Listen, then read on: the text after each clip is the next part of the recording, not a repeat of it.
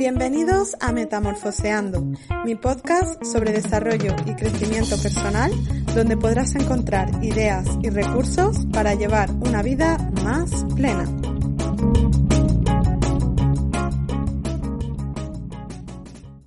Hola, buenos días. Hoy tengo el placer de contar con un invitado. Él se llama Benja Pereira, es creador del proyecto Hombres contra el Patriarcado y la cuenta de Instagram que lleva el mismo nombre.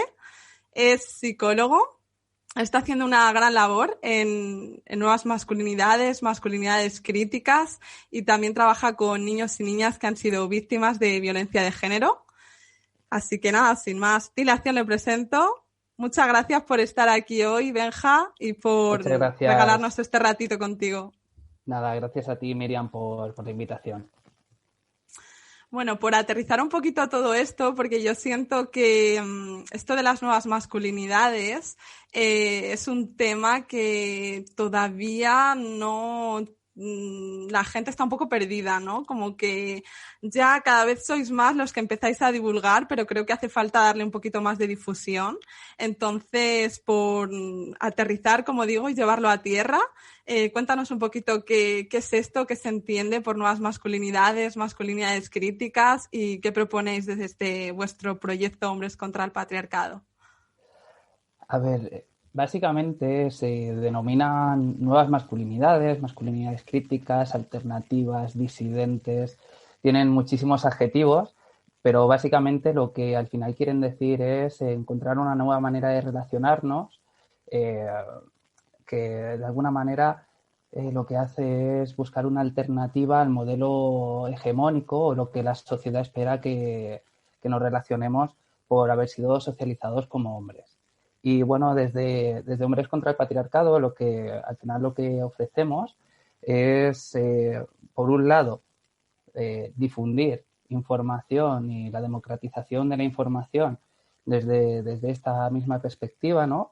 En la que, en fin, como el patriarcado nos atraviesa a todas las personas, pues aquellos que somos socializados como hombres, pues revisarnos y ver de qué manera nos afecta y proponer alternativas para relacionarnos de otra manera más igualitaria, equitativa y bueno, y también desde un posicionamiento antipatriarcal, que al final es también un posicionamiento político en el sentido de que también es una manera de relacionarnos al expresarte abiertamente antipatriarcal.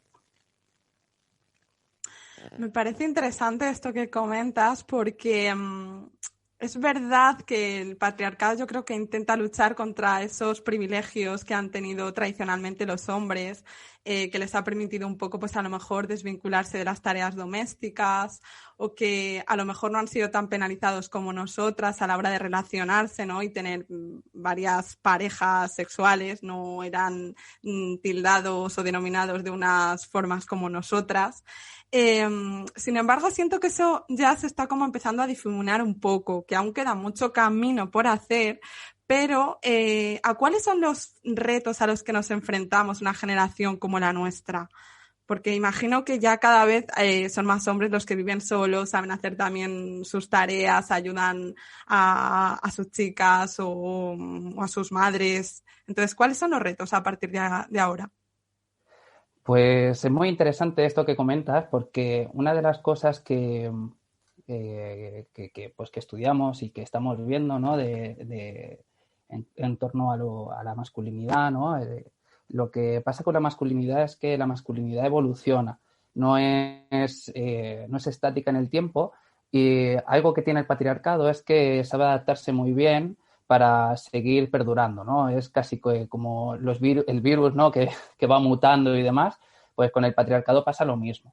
De hecho, una de las por decir, descubrimientos recientes que personalmente he tenido ha sido el concepto de masculinidades híbridas, que habla sobre hombres que se relacionan de manera diferente, es decir, pues que rompen un poco con el estereotipo o el canon hegemónico de hombre duro que no expresa sus emociones, ¿no? Que no llora, ¿no? Toda esta imagen bélica, ¿no? de hombre, por hombres, ¿no? Pues más sensibles, que escuchan, que ponen la otra mejilla, por decirlo así. Sin embargo, luego a la hora de la verdad no rompen con aquellas dinámicas que hacen que sigan existiendo desigualdades en cuanto a puestos de dirección, dinámicas de sexualización del cuerpo de las mujeres. Me refiero ya en entornos más íntimos, ¿no? Es decir, ¿realmente sirve que cada vez los hombres expresen más sus emociones y estén llorando con sus parejas y con otras personas de manera abierta, si luego realmente a la hora de la verdad en los puestos de toma de decisión se siguen perpetuando que estén copados por hombres? Pues bueno, es un poco el dilema, es el dilema que alguna vez hemos tratado, de la diferenciación entre acciones igualitarias, que tendría que ver con un reparto de las tareas del hogar, ¿no? Pues aquello que tiene que ver con que el hombre vaya teniendo mayor autonomía en lo que tiene que ver con los cuidados, ¿no? Luego estaría también lo que serían las prácticas equitativas, que vendría a ser que al margen, que ya no solamente se reparten las tareas de manera igual, sino que se tiene en cuenta también el peso, que tiene que ver pues con la carga mental y demás, ¿no? No es simplemente yo me encargo de hacer la compra, sino que yo me encargo de pensar qué es lo que hace falta para la compra, ¿no? Menú de la semana y demás, ¿no? Y luego, por otro lado, estaría la acción antipatriarcal, ¿no?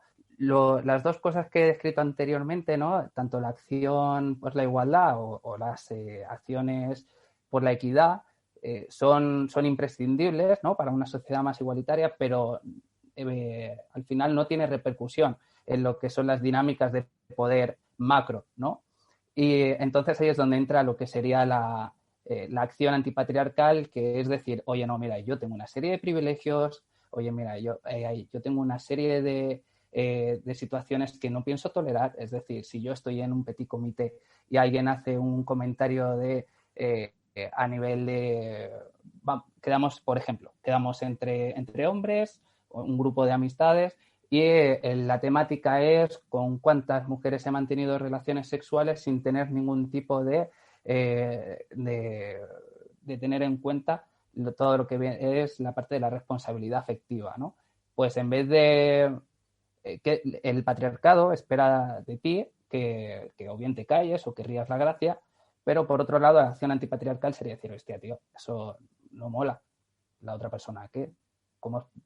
No, pero no hace falta que sea desde una manera inquisitiva, pero sí por lo menos poder hablar sobre ello, ¿no? Eso es un posicionamiento político, ¿no? Es decir, yo con esto no estoy de acuerdo. Y un poco, no sé si he respondido a la pregunta, pero un poco iría por ahí la línea. Sí, me vienen un montón de ideas a la cabeza, la verdad, a raíz de todo lo que tú has dicho. En primer lugar, que yo también creo que, bueno, aunque podamos hacer de manera individual nosotros cosas, al final esto tiene que tener una trascendencia a nivel político, porque las grandes decisiones se toman desde el poder y al fin y al cabo ahí es donde se cambian las grandes cosas, ¿no? Luego también un poco lo que decías del silencio te hace cómplice, porque muchas veces tú puedes pensar que no eres machista, pero es verdad que al no condenar un comentario, ¿no? De alguna manera, pues sí que estás perpetuando un poco también, no sé si hay decir machismo, pero bueno, quizá podrías hacer algo como individuo y a lo mejor no lo estás haciendo pues por miedo o por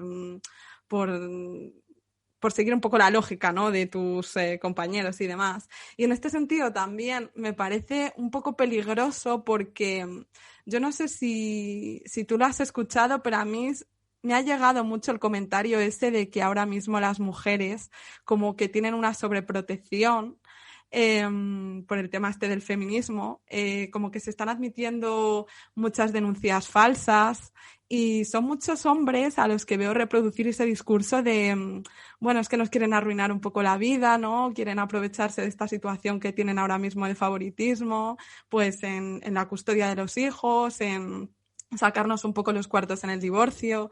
Entonces, yo desde mi absoluto desconocimiento, porque no sé cómo están las estadísticas, no sé si las mujeres realmente mienten o no, pero claro, me parece un poco peligroso reproducir este tipo de comentarios, ¿no?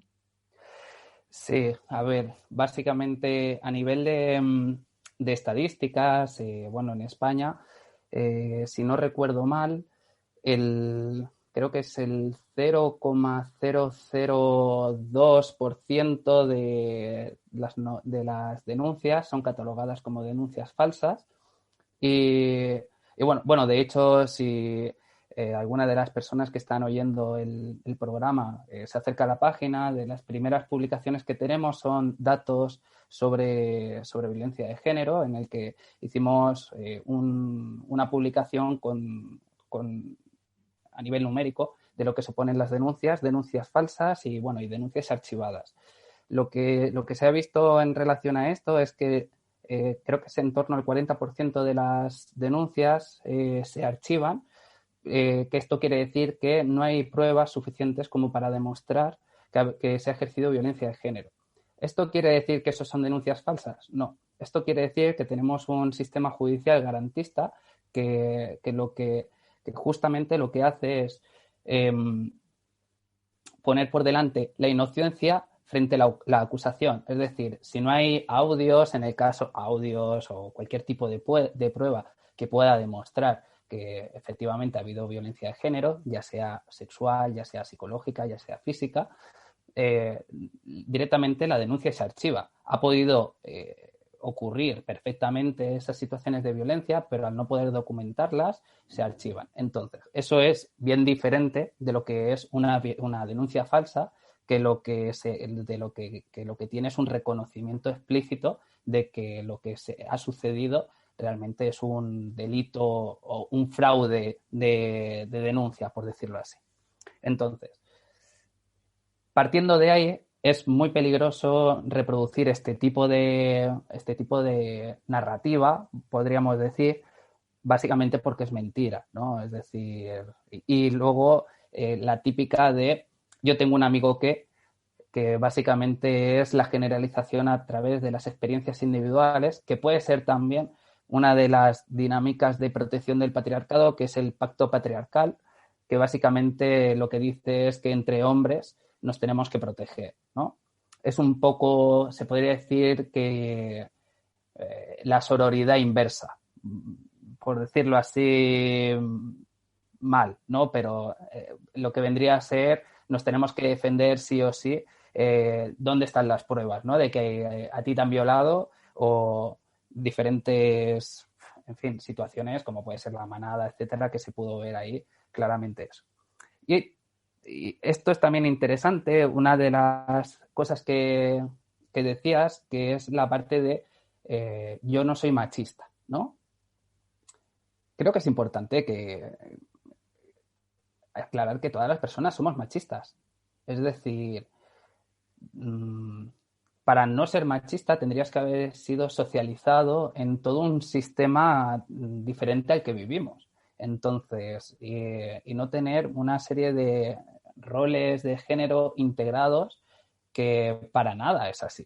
Por lo menos en la sociedad actual occidental globalizada, ¿no? Es imposible no estar socializado dentro del machismo. Entonces, yo soy una persona que desconfía de las personas que dicen que no son machistas, porque es como te posiciona dentro de la polaridad, ¿no? Machista, no machista. Entonces, si tengo que definirme, me defino como no machista, ¿no?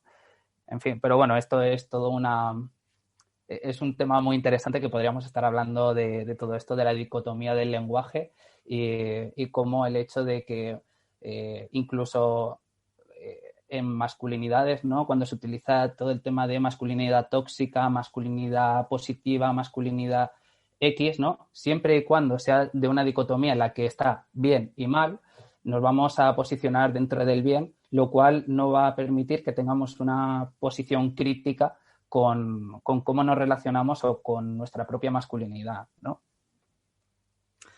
Te estaba escuchando y a la vez me hacía pensar en una cosa en concreto, ¿no?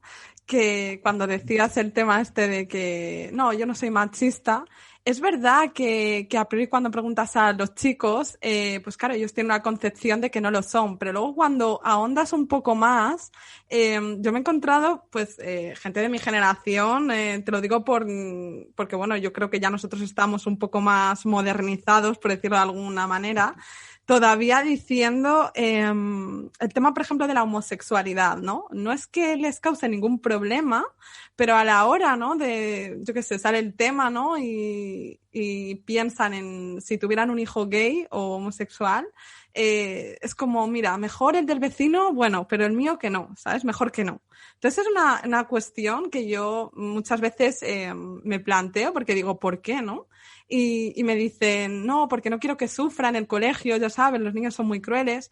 Y claro, yo lo pienso y digo, sí, los niños son muy crueles, pero a todos los niveles. Es decir, si no se meten contigo porque eres homosexual, se pueden meter también porque eres el gordito de la clase o porque eres el gafotas o porque eres, quiero decir, ¿por qué eso no y lo demás sí?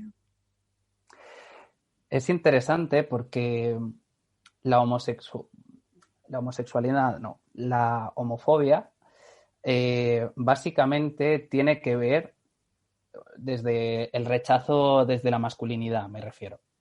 La homofobia al final tiene que ver con la parte de que se asocian ciertas características a de la feminidad a un hombre, ¿no? Y de ahí donde viene el rechazo desde la masculinidad hacia la homofobia, ¿no? Porque si una de las cosas define el ser hombre, básicamente es el no ser mujer. Entonces, partiendo de esa base, cuando suceden estas cosas, dicen, el decir, no quiero tener un hijo o una hija homosexual, creo que dirían más bien un hijo, creo que les importaría menos tener un hijo, o sea, más tener un hijo gay que una hija, pero bueno, luego también es, y entonces, ¿qué prefieres, un niño o una niña? Porque al final también, si sabes que si tienes una hija, las probabilidades de que sufra algún tipo de agresión, en estos momentos, según la última macroencuesta de violencia de género que hay de España, tienes el 50%, tiene el 50% de posibilidades de que tú tenga algún tipo de agresión por el mero hecho de ser mujer. Entonces, por eso no quieres tampoco tener hijas. Entonces, al final, cuando dentro del discurso está el no quiero tener hijos gays, al final básicamente es esa homofobia estructural, porque al final no es desde una homofobia de odio a los gays o desde una perspectiva de agresiva, sino que tiene que ver con una parte de rechazo. Y ese rechazo tiene que ver desde lo emocional y no tiene que ver tanto desde algo racional. Y eso, amigo, tiene que ver con tu socialización de género. Y también vivimos en una sociedad homófoba, igual que vivimos en una sociedad machista. De hecho, la homofobia se podría decir que viene un poco en consecuencia, ¿no? de ese machismo. Entonces, pues bueno, lo interesante sería que si a pesar de ese rechazo que tuvieran, pues que en el caso de que tengas un hijo o una hija cuya sexualidad es heterodivergente, pues por lo menos que no sientan que les rechazas y que tienen una aceptación plena por tu parte. Es que no se lo puede decir más. Estoy de acuerdo y además me parece súper importante hacer autocrítica, pero tanto vosotros como nosotras también, ¿no? Porque a veces también me encuentro con chicos, ¿no? Que me dicen, jolín, es que yo ya no sé cómo tratar a una mujer, pues porque se ofende, ¿no? De repente ahora con esto del feminismo yo ya no puedo ser un caballero, no puedo abrirle la puerta Y claro, eso también me hace pensar un montón porque digo, es que, jolín, por una parte, ¿dónde llegan los límites del humor? O sea, porque yo soy la primera que a lo mejor va a algún monólogo tal y hace la típica gracia, ya sabes, de estereotipos, ¿no? Con los que a veces te sientes un poco identificada y bueno, te ríes. Yo soy la primera que me río porque al final creo que el humor no hay que perderlo nunca. Pero claro, yo sí y a otra le puedo ofender. Ahí nosotros también deberíamos hacer autocrítica, me pregunto, ¿cuál es no sé cuál es el punto de encuentro entre hombres y mujeres ahí. Me cuesta verlo, ¿eh? No sé qué piensas tú. Bueno, es todo un tema porque el humor, eh, el humor se podría decir que, desde mi punto de vista, esto tampoco es que sea yo un experto en el tema ni nada por el estilo, pero de la manera en la que yo lo veo, por ejemplo, el humor tiene que ver con que puede haber dos clases de humor, aunque seguramente habrá teóricos sobre el tema que saquen más, pero a mí el que me sale es el humor del opresor y el humor del oprimido. Entonces, el humor del opresor son chistes racistas, son chistes homófobos, son chistes sexistas, ¿no? Y luego está el humor del oprimido, que es el que hace mofa de aquello que lo oprime, ¿no? Es como, en fin, si en la comunidad negra hacen un chiste sobre Donald Trump, ¿no? Entonces, ahí es donde se dice, ¿dónde están los límites del humor, ¿no? Un, la, el hetero, pero un hombre cis comunidad negra, pues creo que tiene que ver que los límites ahí, ¿no? Vuelven a salir, ¿no? Que tienen que ver con los grados de opresión. Y el humor, que me parecía pues, interesante tenerlo como punto de reflexión, ¿no? Y luego, en cuanto a cómo nos relacionamos, una de las cosas que el feminismo ha hecho ha sido ponernos a los hombres delante del espejo y empezar a quitarnos la impunidad que hemos tenido de manera ancestral con respecto a las mujeres y con respecto a todo el cuerpo de las mujeres y demás. ¿Qué pasa? Que empezamos a encontrarnos que se están empezando a poner una serie de límites con los que no contábamos. Y de hecho, si tú lees o incluso hablas con amistades, ¿no? que sean feministas, les puedes preguntar sobre el tema, ¿no? Y decir, oye, porque son dudas legítimas. Has sido socializado como hombre depredador, ¿no? Entonces te están diciendo, no, no, esto ya no sirve para ligar, ¿no? Tiene que ser de otra manera. Y entonces es, ¿cómo lo hago, no? Claro, ahí entra bueno, lo primero, en vez de gritar a los cuatro vientos que el feminismo es un equivalente al embrismo, por decirlo así, cosa inexistente, al final lo que te encuentras es que, oye, responsabilízate, ¿no? Pregunta, habla con una mujer y dile que de qué manera puedes hacerlo sin que se sienta ofendida, ¿no? Porque la amistad entre un hombre y una mujer puede suceder, ¿no? Y si es una mujer con conciencia feminista, pues se le puede preguntar. O sin conciencia feminista también. Sí, preguntar nunca está de más, ¿no? Entonces, joder, pues a lo mejor es que cuando se habla del piropo no quiere decir que no le puedas decir algo a una mujer, sino que en qué contexto se le puede decir, de qué manera y cómo, ¿no? No es lo mismo que tú estés en la calle con un grupo de amigos y pase una chica sola y conforme está pasando se empieza a mirar de manera consumidora, ¿no? Que parece que es una hamburguesa y empezar a hacer comentarios inapropiados que hacerlo desde un punto de vista de nos estamos conociendo, llevamos un tiempo, ¿no? Y entonces pues te digo algo desde un punto de vista pues más respetuoso y más desde un propio sentir o desde una propia percepción. Me gusta de ti, no sé qué, ¿no? Hay una parte ahí que creo que es importante, que tiene que ver con el respeto, incluso con el tema de lo que viene a ser el consentimiento. Es decir, si estás, bueno, si estás de fiesta o estás tomando lo que sea y hay una persona que te parece atractiva y quieres conocerla, oye, pues el feminismo lo que te dice, o bueno, el feminismo, el sentido común lo que te dice es, si quieres acercarte y decirle algo, puedes acercarte y decirle algo, pero hay una cosa que tiene que ver con el respeto, tiene que ver con entablar una conversación y tiene que ver con el consentimiento. Es decir, si conforme empiezas a hablar con alguien le dicen vete para tu casa, pues vete para tu casa. Es decir, no, o no tener que, ¿qué pasa? Que si no te dicen que tiene novio, no es un ser humano que respetar. Es decir, tiene que estar subyugada a otro hombre para que sea algo que merece respeto. Yo creo que es importante que creo que es importante y creo que es bueno que empecemos a cuestionarnos y creo que es importante hacerlo desde ese enfoque, ¿no? El que nos tenemos que cuestionar la manera en la que nos relacionamos y cuál es una manera de relacionarnos desde el respeto y desde el buen trato, ¿no? Yo creo que va un poco por ahí los tiros. Sí, el buen trato, la comunicación, lo que tú decías antes de preguntar, ¿no? Que es aplicable a ambos sexos. O sea, nosotras también, o yo al menos lo siento así, a veces me siento un poco perdida con los hombres, lo reconozco.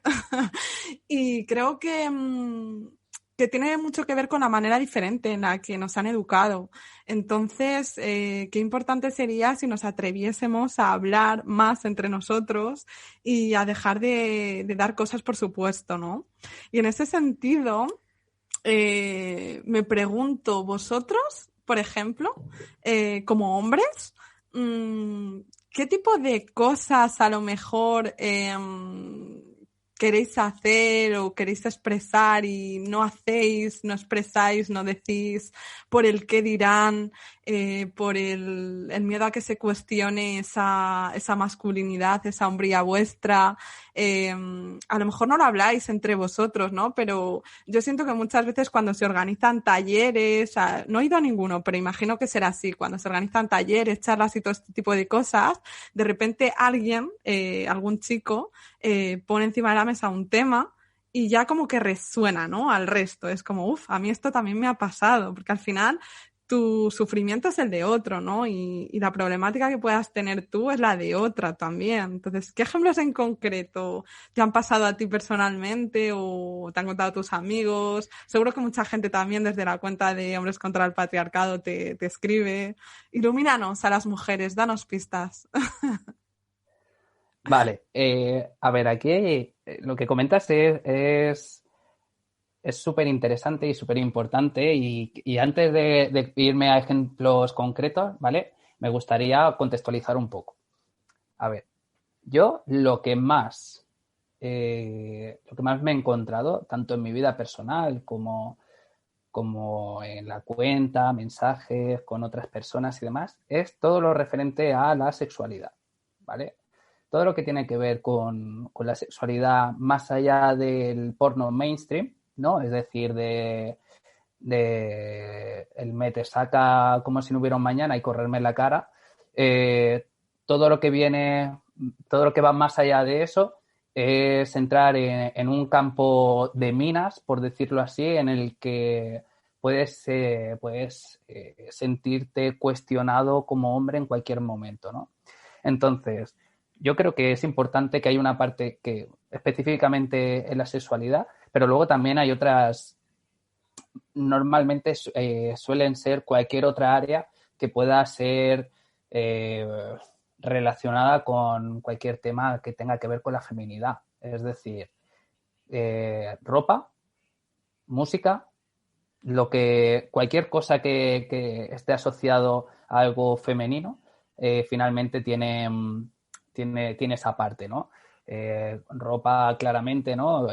Podríamos ir a faldas, complementos, ¿no? Pendientes de X manera, porque te puedes poner pendientes, pero tienen que ser unos pendientes agresivos, no te puedes poner unos pendientes largos. Te puedes maquillar, pero, hostia, perdón por el inciso, hace nada me llegó un meme que ponía cómo de frágil es la masculinidad, que para un corrector de ojeras se le llama war paint, ¿no? Pintura de guerra. Y era como, hostia, es que tener que llamarlo así para que ese producto se pueda vender, ¿no? Habla mucho, ¿no? De todo este tipo de cosas. Entonces, volviendo a la temática de ejemplos concretos que tienen que ver con la vergüenza, ¿no? Porque al final tiene que ver con sentirte vulnerable. Eh, Al final son temas de la sexualidad. A mí hay un tema que que me gusta hablarlo, que es el tema del placer anal. Tú cuando... Porque además es un detectómetro de homofobia también. Es decir, dependiendo de las respuestas que te encuentres, ¿no? Hay una parte de que dices... gente que, en mi caso, por ejemplo, es una práctica que no he podido llegar a realizar. Sexo anal, me refiero. Y tiene que ver con que una parte de mí rechaza tenerlo, ¿no? Dentro de mi lista, ¿no? de cosas por hacer está explorarme, ¿no? Y explorarme analmente, pero es una cosa que hay algo que por alguna razón nunca sacó el momento de intimidad como para poder hacerlo, ¿no? Porque, en fin, son este tipo de cosas. Sin embargo, cuando tú lo comentas en grupo y tal y demás, te encuentras con esta misma situación, con esta misma experiencia de personas que le interesaría, por ejemplo, sin embargo, no puede probar, o si lo prueba, o si lo ha probado, no tiene nada que ver, o si lo haces estrictamente dentro del ámbito de la pareja y que de ahí no salga, por favor, ¿no? Que no vayan a pensar que soy gay porque me gusta meterme un dedo por el culo. Cosas que son al final absurdas, ¿no?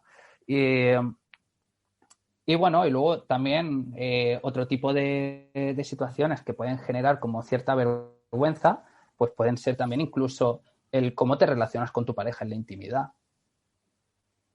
Es decir, hostia, por favor, de hecho, un ejemplo clarísimo se encuentra en todas las series, películas en las que resulta que hay un tío que tiene una pareja estable y entonces lo que se hace es que se ridiculiza la manera en la que ese hombre se relaciona con su mujer por los motes afectivos que tienen el uno del otro. Además es constante. Pasa, se ridiculiza. Veas la serie que veas. Hay una serie que vi hace poco que se llama The Boys, que está, no sé si la habrás visto, que es de superhéroes y bueno, en fin, y hay la resistencia, por decirlo así, hay un hombre que tiene una mujer con una hija y demás, y entonces, pues cuando habla con su mujer por teléfono, lo hace de manera amorosa, y entonces el resto se descojona de él. Pero es que, literal, y en todas las películas y series que ocurre esto, el resto de hombres se descojonan de aquellos hombres que mantienen ese tipo de conversaciones. Sin embargo, es algo muy habitual que los hombres tengamos relaciones amorosas con motes con nuestras parejas heterosexuales, ¿vale? Hablando de la heteronormatividad, ¿de acuerdo? Entonces es como llamarte cariño, no sé, incluso algo también el hablar poniendo como voces o cosas así, o infantilizando, ¿no? Este tipo de cosas que al final es como que al final no es simplemente el hecho de que te dé vergüenza porque es algo de tu intimidad que sale a relucir, sino que te da vergüenza porque es algo que te hace menos hombre. Porque te relacionas con tu pareja hablando como si fueras de una película de dibujos de no sé qué, y entonces dices, madre mía, por favor, que absolutamente ningún tío vea esto. Si lo ve una mujer, bueno, da igual porque hasta a lo mejor suben mis puntos de persona que se follarían, ¿no? Pero como hombre no puedes, es una vergüenza comportarte así o que se sepa que te comportas así. Mejor dicho, que se sepa que te comportes así, porque un hombre no es simplemente el hecho de ser hombre, sino lo que los demás ven de ti, que es lo que tienes que ser. Qué razón, sí, recojo todo esto que dices, me ha resonado muchísimo. Agradezco que hayas puesto sobre la mesa el tema este del placer anal, porque reconozco que muchos hombres me lo han reconocido a mí y también me han reconocido, no lo diría nunca entre amigos o no lo he hablado nunca con ellos, pero creo que al final son más de los que creen. O sea, que si a uno le afecta, creo que es una cuestión de todos, ¿no? Y luego también el tema este de la gestión emocional que decías, y me parece súper importante porque yo al final pienso un poco que, no sé tú, pero no se trata de ir a un extremo o ir a otro. O sea, yo pienso que la sexualidad se puede vivir de manera que tengas tus momentos salvajes y también tengas tus momentos más cariñosos, ¿no? Entonces, yo creo que Los momentos aquí, más cookies. más cookies. Entonces aquí yo creo que sí hay un... Entre hombres y mujeres hay una mayor distancia, pues porque nosotros hemos sido educados de manera diferente. Y lo que tú decías, ¿no? Al hombre se presupone de él que tiene que ser fuerte, llorar es de nenazas, por decirlo así, que es el típico mensaje que se nos ha transmitido. Y, y bueno, me acordaba justamente, no sé de quién me decía el otro día, he visto a mi padre llorar porque su equipo perdía la final de fútbol y luego a lo mejor no le he visto darme un abrazo, ¿no? En la vida, ¿no? No he tenido ese contacto con él. Entonces, ¿dónde está ahí el reto para vosotros en el tema este de la gestión emocional, el no negar las emociones? Porque al final, no por negarlas van a desaparecer, ¿no? La emoción es algo básico de hombres, mujeres y no tiene nada que ver ni está asociado ni con ser más vulnerable o menos, ni con ser menos o más hombre.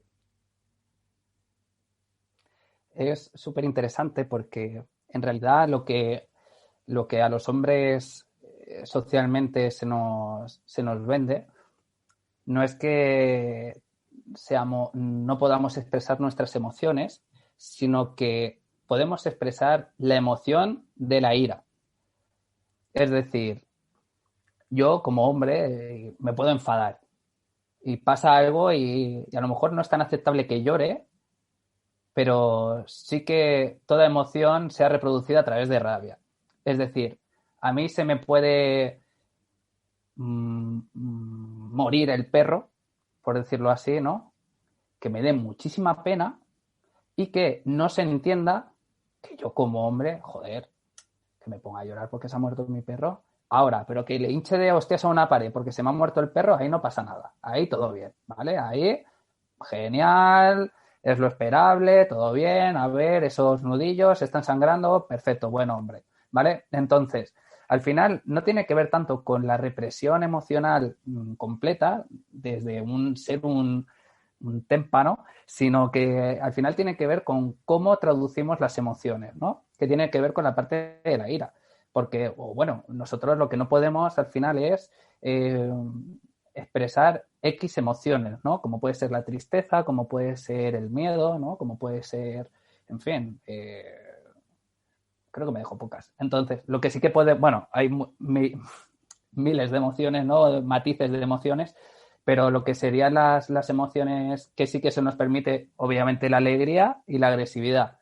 Punto. O sea, el resto es completamente evitable. Ahora bien, creo que es importante potenciar todo lo que tiene que ver la comunicación, pero en cualquier área, ¿no? Ya sea la comunicación emocional, incluso la comunicación emocional con el tema con el que entrabas, que es con la sexualidad, ¿no? Es decir, por supuesto que dentro de la sexualidad pueden haber momentos soft, ¿no? Momentos cookies, momentos también pues de mayor actividad o de mayor potencialidad, no sé muy bien cómo explicarlo, ¿no? Pero creo que se entiende. Entonces, la cosa es también poder comunicarlo, ¿no? Poder hablar con tu pareja. Es que parece que además el sexo con tu pareja tiene que ser desde la pura leerte la mente, ¿no? Es decir, joder, por los hombres, porque tenemos que ser bestias sexuales y que sepan y que no pueden tener dudas sobre cómo llegar a un orgasmo, por ejemplo, dentro del coitocentrismo, ¿no? O el orgasmocentrismo, que es que si no tienes un orgasmo, esa relación sexual no ha valido la pena. Y luego, por otro lado, el mero hecho de no poder hablar sobre qué es lo que está pasando, te gusta más así, tal, ¿no? O incluso si te vienes arriba, pues que te digan, oye, relaja un poco, o que si estás ahí te digan, oye, pues sube la intensidad, es que no pasa nada, ¿no? Por poder comunicar durante las relaciones sexuales. Y creo que es importante, ¿no? También la parte de la conceptualización de las relaciones sexuales en el sentido de lo que hablábamos, ¿no? Es decir, uno puede perfectamente pues masturbarse con su pareja y que quede ahí, que sea algo que sea satisfactorio para ambos y ya está, ¿no? O si se mantiene una relación sexual con penetración, pues que en el momento que ambas personas se encuentran cómodas con el resultado, por decirlo así, no tener que estar con bueno, espérate, vamos a seguir intentando para ver, oye, pues si la cosa está bien, pues la cosa está bien, ¿no? Para eso está la parte de comunicar, ¿no? Incluso hay una parte de la comunicación emocional que tiene que ver también con el reconocimiento, y es que no somos amebas emocionales tampoco. Es decir, si tú también estás con tu pareja y estás viendo que la cosa no fluye o no, pues parar y decir, oye, pasa algo, ¿quieres que continuemos? No sé, lo que sé, y poder hablar sobre lo que está ocurriendo, lo que pasa, ¿no? Entonces, yo creo que, como bien decías, Miriam, una de las claves está en la comunicación y pasa porque los hombres también empecemos a comunicarnos desde la vulnerabilidad y que no pasa nada. Eso es, sí, comunicación, abrirse, evitar esto de leer la mente, que no funciona. Está claro que hacer lo que pienso que puede que quizás a lo mejor estés pensando no funciona. Aunque llevéis ya tiempo juntos, no funciona. Y bueno, en este sentido también tú hablas de coitocentrismo. A mí me viene a la mente la palabra falocentrismo también, ¿no? Que muchas veces creo que también da confusión porque los hombres han centrado el sexo un poco en eso, en ser máquinas potentes que tienen que durar, la erección. Luego encima el porno tampoco ha ayudado mucho en este sentido. Entonces, ¿qué tal? Yo no digo un cambio, lo que tú decías, si a la gente le va bien así, pues oye, hay que mantenerlo, no hay por qué cambiar, ¿no? Pero ¿qué tal explorar nuevos terrenos, ¿no? ¿Qué tal, no sé, abarcar más lugares?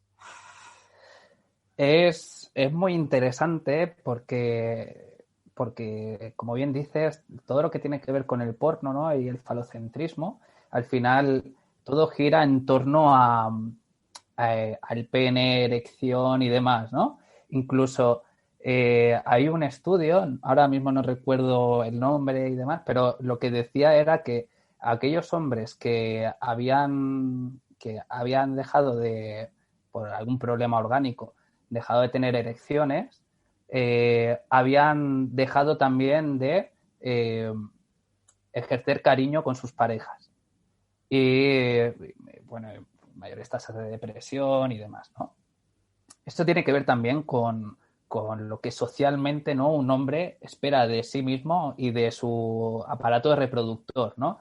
Porque, bueno, uno de los roles de los mandatos de género es que es el rol procreador. Es decir, un hombre tiene que estar siempre dispuesto para tener relaciones sexuales y además debe ser básicamente una máquina, ¿no? Entonces, al final, nos acabamos también metiendo en una espiral que, por ejemplo, si no tienes una erección, eso, bueno, pues puedes hacer otras cosas con tu pareja, ¿no? Es decir, tu pene es gracioso, pero el pene es prescindible para tener sexo. Es decir, no pasa nada, ¿no? Hay desde diversos juguetes sexuales hasta tus manos, tu boca o yo qué sé, o tu brazo, sí, me refiero de rozarte, en fin, hay toda una parte de, de diferentes experiencias sexuales que, en fin, que no tienen nada que ver con el falocentrismo y que entran dentro del repertorio sexual. ¿Qué pasa? Que eso no lo vamos a encontrar. Igual que no vamos a encontrar dentro del porno, o por lo menos no de manera normativa, prácticas sexuales incluso heteronormativas que salgan del falocentrismo. Entonces, yo creo que es importante, sobre todo, hacer una inversión en lo que sería la educación sexual integral. Yo creo que es importantísimo que es una de las vías para que empezar a romper todo este tipo de mitos y que se haga desde siempre. Es decir, porque cuando uno piensa en educación sexual integral y dice, hostia, ¿qué educación sexual se le va a dar, por ejemplo, a los niños y a las niñas, a las niñas en las escuelas, ¿no? Porque uno piensa educación sexual y se va al instituto en cuarto de la ESO a enseñar a poner un condón, ¿de acuerdo? Pero es que todo lo que es la educación sexual va mucho más allá, ¿no? Es que en primaria se puede ya empezar a hablar de lo que es el consentimiento y que tu cuerpo es tu cuerpo y que nadie puede hacer con tu cuerpo aquello que tú no quieras, ¿no? Y que son al final una serie de valores que se van inculcando desde la infancia, en el que uno cuando llega a la adolescencia entiende que el no es no, o que no hay prisa por explorar sexualmente, o que incluso no todo en el mundo es la penetración. Sí, estoy muy de acuerdo con lo que dices y quería preguntarte también si a ti en concreto, a nivel personal o a nivel de tus amigos, ¿cómo has vivido tú esta transición ahora? Yo creo que las mujeres sabemos más de sexo, temas como el Satisfyer, que bueno, ha tenido su tirada y demás. ¿Tú crees que los hombres tenéis más presión ahora que antes, precisamente por esta revolución sexual de la mujer? ¿Os pone como el listón más alto? Sí, bueno, hay una parte en la que dentro de... un concepto que creo que aquí viene muy, muy bien, que es la fragilidad, ¿no?, de la masculinidad, y cómo ciertas cosas, cuando se habla de la fragilidad de la masculinidad, tiene que ver con cómo aquellos pilares que tienen que ver con tu propia identidad son muy frágiles, y en el momento que se toca uno, de repente sientes muchísima presión porque uno de esos pilares estaba aguantando mucho de tu identidad, ¿no? Si hay una parte de tu identidad sexual que tiene que ver con un sentirte autopercibido como gran follador, ¿qué pasa? Que en el momento que aparecen juguetes sexuales que hacen que una mujer tenga un orgasmo en 2 minutos, cuando tú tienes que estar, en fin, manteniendo relaciones sexuales de larga duración para conseguir que la otra persona tenga un orgasmo, pues claro, te hace plantearte tu función como follador, ¿no? Entonces, creo que tiene que ver al final con los roles autoimpuestos más que con la parte de la realidad, ¿no? Hay una sexóloga que se llama Noemí Casquet, no sé si la conoces, Mamá Casquet en redes sociales, que hace poco vi un vídeo suyo que hablaba sobre que había estado probando diferentes tipos de, de juguetes sexuales. No sé si la palabra técnica es juguetes sexuales, pues, dildos, succionadores y demás, y hacía una review de cada uno de ellos que le gustaba y que no, ¿no? Y yo lo estaba viendo y mientras estábamos hablando ahora me estaba viniendo a la mente que había uno de ellos que decía que no le había gustado porque había llegado al orgasmo demasiado rápido. Es que no he podido casi que ni disfrutar del aspecto del orgasmo, ¿no? Y claro, yo cuando vi eso me llamó la atención porque una de las cosas que los hombres tenemos inculcadas a fuego, contada por otros hombres, me refiero que no tiene que ver desde un saber popular de las mujeres, dicen, sino que tiene que ver con un saber patriarcal, es que tú lo que tienes que hacer es que una mujer se corra y que cuanto antes lo haga mejor, ¿no? Entonces, claro, al encontrarte con esta afirmación, decir, me ha gustado, pero lo que no me ha gustado es que he tardado 2 minutos como mucho en correrme. Fue fue como ese tipo de información que es necesario que también se sepa, que es, uno, por un lado, que el orgasmo es importante desde el punto de vista de la importancia que le dé la persona con la que estás manteniendo relaciones sexuales, y luego, por otro lado, bueno, que hay diversas maneras de explorar la sexualidad. ¿Qué es lo que pasa? Que cuando tú tienes y todo integrado lo que es la parte de tu sexualidad en llegar en hacer en que tenga un orgasmo la otra persona, claro, aparecen juguetes que lo hacen más rápido, lo hacen con mayor eficiencia que tú, y ahí es donde aparecen todas esas inseguridades, ¿no? Y yo creo que es importante hablarlo también con tu pareja, porque, en fin, tú en el momento que lo puedes hablar y no pasa nada. Es decir, y que tu pareja tenga un satisfier y decir, oye, ¿y si lo intentamos integrar en las relaciones sexuales? ¿Y si se intenta y luego dices, oye, mira, es que esto tiene que estar en una concentración muy específica y así, yo así no puedo? Bueno, pues se saca el satisfier de la relación. O sí, mira, funciona muy bien, nos podemos... Oye, que no tiene por qué ser, y se habla, se juega y se pasa bien con eso. Y yo creo que tiene que ver también con una parte que nos han inculcado muchísimo, que tiene que ver con la competencia, ¿no?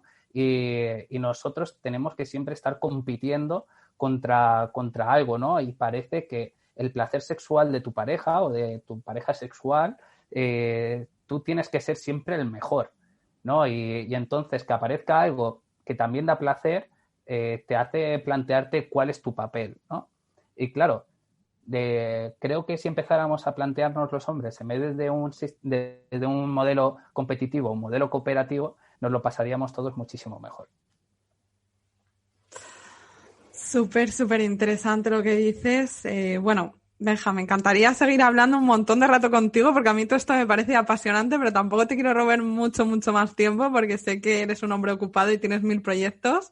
Pero antes de terminar, me gustaría hacerte un par de preguntillas más, sobre todo con el tema este de las nuevas masculinidades. Yo sé que hay libros y hay personas como tú que estáis divulgando en redes, pero no sé si se están haciendo algún tipo de coloquios, alguna charla, algún taller, algún círculo de hombres, por ejemplo, para personas a las que les pueda interesar, porque muchas veces siento que entre sus propios amigos no necesitas realmente, si ellos no están todos en la misma sintonía, ¿no? Hablarlo con tu grupo de amigos del cole o del ISTI o de lo que sea, ¿no? Que hay veces que necesitas entrar en contacto con otros hombres que sí les interese esta problemática.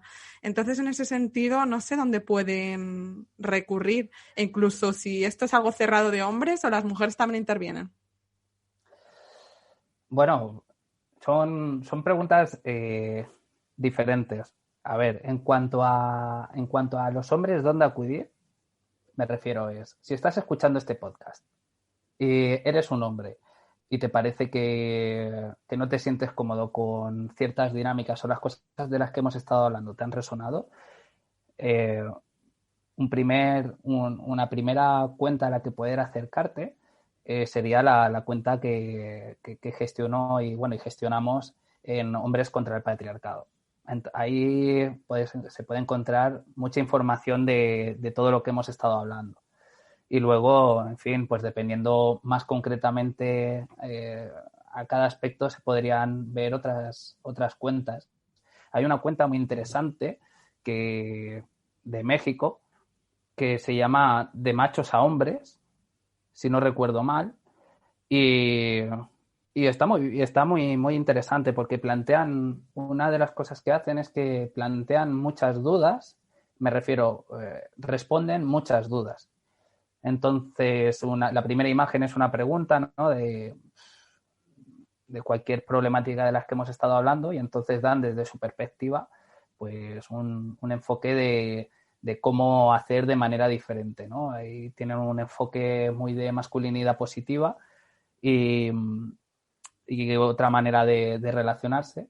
Entonces esa podría estar interesante. Y bueno, y luego en cuanto a sexualidad y demás, pues bueno, realmente no sabría decir una en concreto, pero bueno, mismamente la que hemos estado hablando, ¿no? La de Mama Casquet, me parece que es una sexóloga que tiene, pues en fin, que es muy conocida además, cosas interesantes de las que poder aprender. Creo que es importante también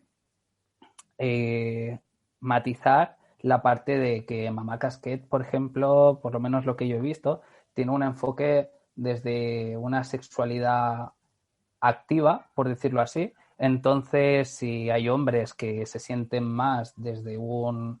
A mí no es tanto que cómo hacerlo para hacerlo bien, este tipo de cosas, sino que realmente no tengo muchas ganas de mantener relaciones, ¿no? Que es una cosa que me siento presionado a tener relaciones sexuales cuando realmente no las quiero tener y demás.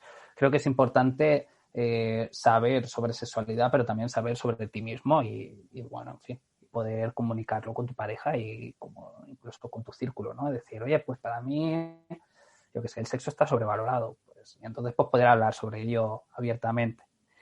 Y, y creo que, y por último me has dicho otra cosa, que si esto es de hombres y mujeres, todo junto, pero ¿a qué te referías? Sí, me refería, no sé, estaba pensando justo en eso, en talleres que se podían hacer, imagino, antes de la pandemia, tal círculo de hombres. Digo, no sé si entre esos círculos habrá también mujeres, porque a mí, por ejemplo, me interesa, ¿no? El tema este de nuevas masculinidades y no soy hombre. Entonces digo, no sé qué podemos hacer nosotras o si podemos entrar en esos círculos. Bueno, pues eso es igual que en los círculos feministas que los hay mixtos y no mixtos. Es decir, hay espacios en los que seguramente que son de hombres, en los que son no mixtos, para que haya una mayor apertura, mejor dicho, y luego otros círculos no mixtos, o sea, mixtos, perdón, en los que se puedan hablar sobre este tipo de cosas. Por ejemplo, en España hay diversos círculos y bueno, y en redes sociales, ¿no?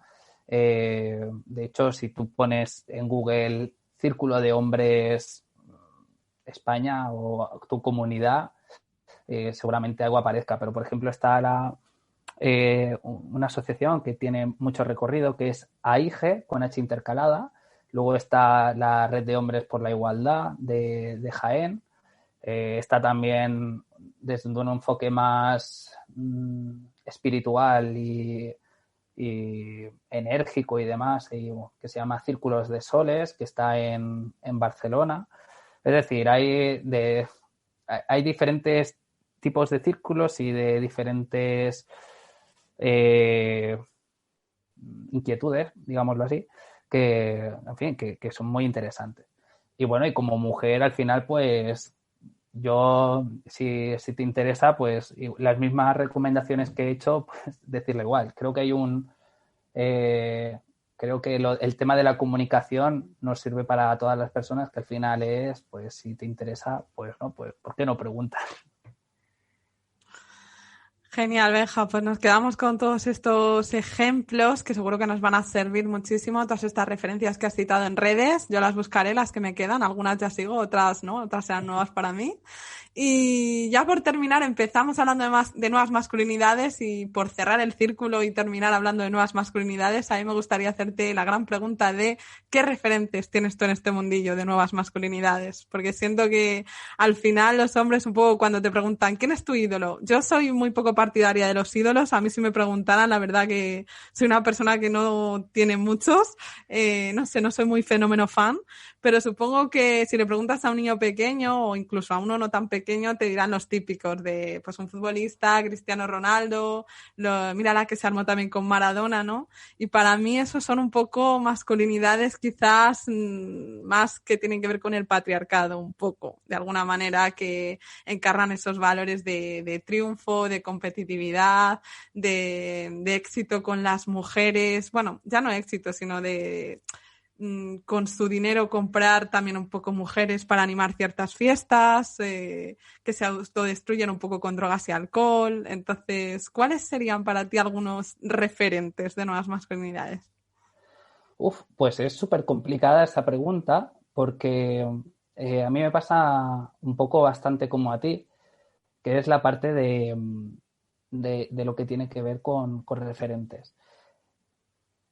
Uno de los problemas que tiene que ver con con esto creo que tiene que ver con la parte de coherencia, ¿no? Y la parte también de presión. Me explico. Si uno es visto como un referente, es muy fácil que también ser sometido a análisis todo tu ser, ¿no? Que es, por ejemplo, lo que pasó, por ejemplo, con Maradona, ¿no? Referente futbolístico, yo no soy muy aficionado al fútbol, pero bueno, referente futbolístico, pero con toda una polémica que giraba en torno a su figura, que tenía que ver también con temas de interseccionalidad, ¿no? Que cómo hasta qué punto, bueno, en fin, no voy a entrar ahí porque estamos cerrando y es la caja de Pandora.